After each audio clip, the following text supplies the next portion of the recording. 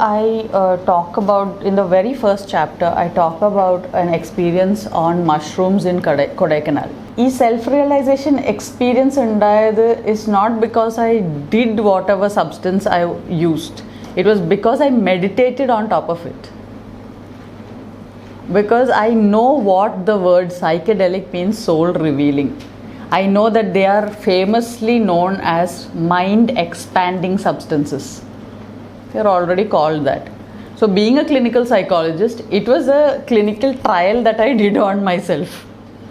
അല്ലാതെ ഇത് തമാശക്കളിയല്ല. ഇപ്പോഴത്തെ കുറേ യങ്സ്റ്റേഴ്സ് തമാശക്കളിയായിട്ട് എടുത്തിട്ട് പിന്നെ അവർക്ക് നമ്മുടെ കൺട്രോളിൽ നിൽക്കില്ല. It's a very important thing. Space ക്രാഫ്റ്റിൽ കയറുന്ന പോലെയാണ് ഫോർ ഓൾ ദ യങ്സ്റ്റേഴ്സ്. കുറേ ചെറുപ്പക്കാർ ഇതൊക്കെ വെച്ച് എക്സ്പെരിമെൻറ്റ് ചെയ്യുന്നുണ്ട്. സോ അവർക്ക് ഒരു ഗൈഡ് ലൈനും കൂടെ ആയിക്കോട്ടെ, that don't play with this. And for those who have already done this and R confused with all the information they got. കുറേ ഡൗൺലോഡ് കിട്ടും. ഈ ഡൗൺലോഡ് കൊണ്ട് എന്താ ചെയ്യേണ്ടതെന്ന് അറിയില്ല.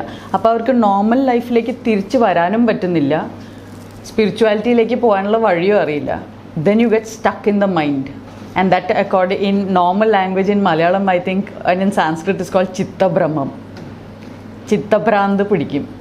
Because you yourself took something which is so potent that now നിങ്ങൾക്ക് സാധാരണ ജീവിതം എന്ന് ഉദ്ദേശിക്കുന്നത് പഠിക്കുക, ജോലി വാങ്ങിക്കുക, കല്യാണം കഴിക്കുക, കുട്ടികൾ, വീട്, കാറ്, കുട്ടികളെ പഠിപ്പിക്കുക, കുട്ടികളെ കല്യാണം കഴിപ്പിക്കുക, പ്രായമാവുക, കുട്ടികൾ നമ്മളെ നോക്കുക, നമ്മൾ റോട്ടി കപ്പട മക്കാൻ എന്ന് പറഞ്ഞ് ജീവിക്കുക. അതാണ് നമ്മൾ ഇതുവരെ പറയുന്ന സാധാരണ ജീവിതം. Or 3 dimensional living, 3D life. Roti kapda makaan, safety, security, finished, life is over. ഇത്ര ആവശ്യമുള്ളൂ. അതിൽ ഒരു തെറ്റുമില്ല. That's a way of living. പക്ഷേ നിങ്ങൾ ആ വേ ഓഫ് ലിവിങ്ങിൽ ഹാപ്പി അല്ല എന്നുണ്ടെങ്കിൽ 3D കഴിഞ്ഞു, 3 dimensions കഴിഞ്ഞു. You are moving into mind. മൈൻഡിലേക്ക് കയറി കഴിഞ്ഞാൽ you have to be very careful. Because mind is maya. If you start playing with it, it will play with you. അതിൻ്റെ അപ്പുറത്തേക്ക് ആകെ പിന്നെ പിടിവള്ളിയുള്ളത് സ്പിരിച്വാലിറ്റിയിലാണ്. അപ്പോൾ സ്പിരിച്വാലിറ്റി വരെ എത്തിയുമില്ല. റോട്ടി കപ്പട മക്കാൻ്റെ നമ്മുടെ നോർമൽ ലൈഫും വേണ്ട, മടുത്തു, അതൊക്കെ ഔട്ട് ഓഫ് ഫാഷൻ, അത് പഴഞ്ചനാണെന്നും പറഞ്ഞ് നമ്മൾ വലിയ മോഡേൺ ആവാനും പോയി. പക്ഷേ ഇവിടം വരെ എത്തിയുമില്ല. നമ്മളിവിടെ കിടന്ന് ചിത്തഭ്രാന്തിൽ, ആങ്സൈറ്റി, സ്ട്രെസ്സ്, ഡിപ്രഷൻ, ഉറക്കമില്ലായ്മ, എന്നിട്ട് കംപ്ലീറ്റ് സൈക്യാട്രിക് ഡ്രഗ്സിൻ്റെ അടിമയാവുക. ഞാൻ ആൻറ്റി ആങ്സൈറ്റി ടാബ്ലറ്റ്സ് കഴിക്കുന്നുണ്ട്. ഞാൻ കഴിഞ്ഞ 5 വർഷമായിട്ട് ഡിപ്രഷൻ്റെ മരുന്ന് എടുക്കുന്നുണ്ട്. ഇതിപ്പോൾ കോമൺ ലാംഗ്വേജ് ആണ്. ആൻഡ് ആ ഡ്രഗ്സ് സൈക്യാട്രിക് ഡ്രഗ്സ് ആണ്. Drugs say no to drugs എന്ന് പറഞ്ഞാൽ first you should not be having to take psychiatric medication. നമ്മുടെ ഇപ്പോഴത്തെ സൊസൈറ്റിയിൽ സൈക്യാട്രിക് മെഡിക്കേഷൻ എന്ന് പറയുന്നത് ഹാസ് ബിക്കം കോമൺ പ്ലേസ്. എല്ലാവരും അതെടുക്കുന്നത് നല്ലതാണെന്നാണ് പറയുന്നത്. അത് ബിഗ് ഫാർമയാണ്. It's just big pharma which doesn't. ഇപ്പോൾ നിങ്ങൾ cholesterol, BP, sugar, psychiatric medicines, ഇത് എന്ത് സാധനവും നിങ്ങൾ സ്റ്റാർട്ട് ചെയ്ത് കഴിഞ്ഞാൽ you cannot stop it. Withdrawal symptoms ഉണ്ടാവും. ഇപ്പോൾ കൊളസ്ട്രോളിൻ്റെ നിങ്ങൾ ചെറിയ ക്വാണ്ടിറ്റി സ്റ്റാറ്റിൻ എടുത്തു തുടങ്ങിയാൽ നിങ്ങൾക്കത് നിർത്താൻ പറ്റില്ല. നിർത്തിയാൽ നിങ്ങളുടെ കൊളസ്ട്രോൾ ഷൂട്ടപ്പ് ചെയ്യും. 190 കൊളസ്ട്രോൾ ഉള്ള ഒരാൾക്ക്, അതും ഇതിൻ്റെ ബോർഡർ ലൈൻസ് മെഡിക്കൽ ഇൻഡസ്ട്രി മാറ്റിക്കൊണ്ടേയിരിക്കും, ഈ ബിഗ് ഫാർമ മാറ്റിക്കൊണ്ടേയിരിക്കും. ബിക്കോസ് 10 years ago കൊളസ്ട്രോളിൻ്റെ അല്ലെങ്കിൽ ഷുഗറിൻ്റെ ഒക്കെ ബോർഡർ ലൈൻ എന്ന് പറയുന്നൊരു ലെവലുണ്ടല്ലോ, 230 ആയിരുന്നെങ്കിൽ ഇപ്പോൾ കൊളസ്ട്രോളിൻ്റെ ബോർഡർ ലൈൻ 190 ആണ്. അതെങ്ങനെ മാറി? മനുഷ്യന്മാർ മാറിയോ അതോ ബിഗ് ഫാർമ മാറ്റിയോ? സോ 10 വർഷം മുമ്പ് വരെ 230 വരെ ഡോക്ടർ പറയും കുഴപ്പമില്ല, you are fine, you only 190, 230 ആണ് ബോർഡർ ലൈൻ. ഇപ്പോൾ ഡോക്ടർ പറഞ്ഞു 190 ആണോ, ബോർഡർ ലൈൻ കൊളസ്ട്രോൾ ഉണ്ട്, നമുക്ക് ഇപ്പോൾ തന്നെ സ്റ്റാറ്റിൻ തുടങ്ങാം. So what is it? നിങ്ങളുടെ ഇനി ഇവിടെ നിങ്ങളുടെ എത്ര ആയുസുണ്ടോ അത്രയും കാലം നിങ്ങൾ ആ ബിഗ് ഫാർമയുടെ സ്ഥിരം കസ്റ്റമറാണ്. എല്ലാ മാസം നിങ്ങൾ റിലീജിയസ്ലി പോയി നിങ്ങളുടെ ടാബ്ലറ്റ്സ് വാങ്ങിക്കും. ഒരു ചിന്ത പോലും കൊടുക്കാതെ that you can change your lifestyle, you can change your diet, you can start doing exercise or change your eating habits, sleeping habits, അല്ലേ? ലൈഫ് സ്റ്റൈൽ ഡിസോർഡേഴ്സ് എന്നല്ലേ പറയുന്നത് ഇതിനൊക്കെ? അതുതന്നെയാണ് സൈക്യാട്രിക് ഡിസോർഡേഴ്സ്. ഇപ്പോൾ എല്ലാവർക്കും ലൈഫ് സ്റ്റൈൽ ഡിസോർഡർ ആണ്. So do not take medicines because you are just becoming a slave to the big pharmacy industry. ഞാനിപ്പോൾ ഈ പറയുന്ന കാര്യങ്ങൾ തന്നെ നിങ്ങൾക്ക് പുതിയ ഇൻഫർമേഷൻ അല്ലേ ഞാനിപ്പോൾ ഇത്ര നേരം സംസാരിച്ചത്. But when you look at it actually പുതിയ ഇൻഫർമേഷൻ അല്ല, നമ്മുടെ ഒക്കെ ഉള്ളിൽ ഈ അറിവുണ്ട്, ബട്ട് ഇതുപോലെ ചിന്തിച്ചിട്ടില്ല നമ്മളാരും. ഇതന്നെയാണ് ഞാൻ ഇപ്പം പറയുമ്പോൾ it's still okay. 20 years ago when I said this, my parents just got scared. They said ഞാനിങ്ങനെ അല്ലായിരുന്നു. ഇന്നലെ വരെ സാധാരണ കാര്യങ്ങൾ പറയുന്ന ഇവള് എന്താ ഇങ്ങനെ പറയണേ, എന്തോ കുഴപ്പമുണ്ട്, കുട്ടിക്ക് എന്തോ കുഴപ്പമുണ്ട്, കുട്ടീനെ സൈക്കാട്രിസ്റ്റിൻ്റെ അടുത്ത് കൊണ്ടുപോകണം. അപ്പോൾ കുട്ടി ആരാ? Already clinical സൈക്കോളജിസ്റ്റാണ്. 3 വർഷം ഡിഗ്രി BSc സൈക്കോളജി ചെയ്ത് 2 വർഷം PG ക്ലിനിക്കൽ സൈക്കോളജി ചെയ്ത് അവിടെ ബോംബെയിൽ സൈക്കോളജിസ്റ്റായിട്ട് വർക്ക് ചെയ്തിട്ടുള്ള ആളെ സൈക്കാട്രിസ്റ്റിൻ്റെ മുമ്പിൽ കൊണ്ടിരുത്തിയ അവർക്കൊന്നും പറയാനില്ല. നേരെ ഒരു ട്രാങ്കുലൈസർ ഷോട്ട് അങ്ങോട്ട് തന്നാൽ 1 ദിവസം കഴിഞ്ഞിട്ടാണ് നമ്മളെ ഉണരുന്നത്.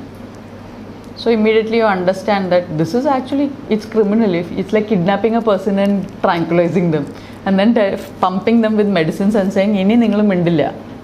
ബിക്കോസ് എന്താ, നിങ്ങൾക്ക് മിണ്ടാൻ പറ്റില്ല, നിങ്ങളുടെ ബ്രെയിൻ പ്രവർത്തിച്ചിട്ട് വേണ്ട നിങ്ങൾ മിണ്ടാൻ. So how I took it is, എനിക്കതൊരു എക്സ്ട്രാ എക്സ്പെരിമെൻ്റ് ആയിരുന്നു. ശരി, ഇത് സെൽഫ് റിയലൈസേഷൻ അല്ല, എൻലൈറ്റൻമെൻറ്റ് അല്ല എന്നുണ്ടെങ്കിൽ ഈ മരുന്നിനെ അതിനെ മാറ്റാൻ പറ്റുമല്ലോ. If it is really self realization, മരുന്നിനെ അതിനെ മാറ്റാൻ പറ്റില്ല. It cannot be destroyed by any medicine, by anything. Nothing can destroy self realization. അപ്പോൾ I took it as a challenge.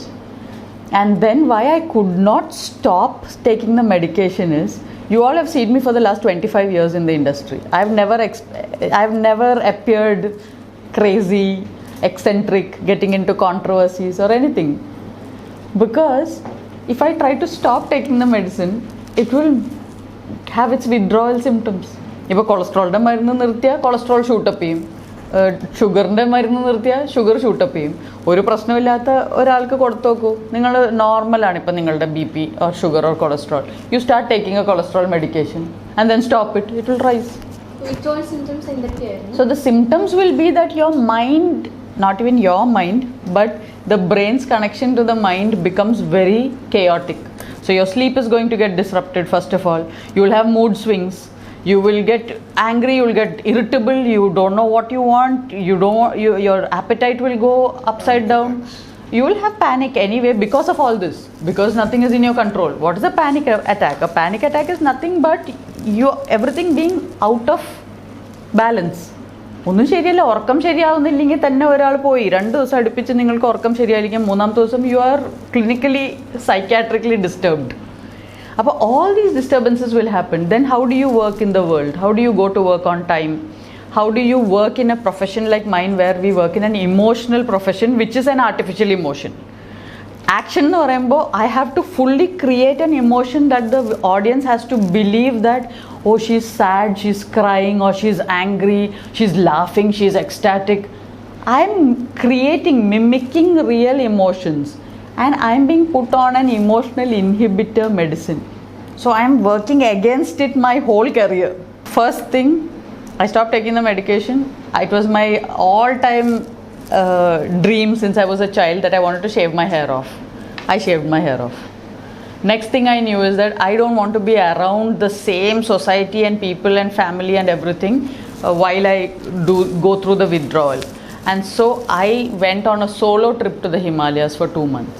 അത് ഇൻസ്റ്റിങ്ക്ച്വലി തോന്നിയ കാര്യമാണ്, അതൊരു ലോജിക്കൽ ഡിസിഷൻ മേക്കിംഗ് അല്ല. ഇപ്പോൾ മുട്ടയടിക്കാൻ തോന്നുന്ന പോലെ തന്നെ ഒരു തോന്നലാണ്. ഈ തോന്നലുകൾക്ക് വളരെ പ്രസക്തിയുണ്ട്. ആ തോന്നലുകളാണ് നമ്മുടെ ഉൾവിളി. എനിക്കങ്ങനെ തോന്നി എന്ന് പറയാൻ നമ്മുടെ സൊസൈറ്റി സമ്മതിക്കില്ല.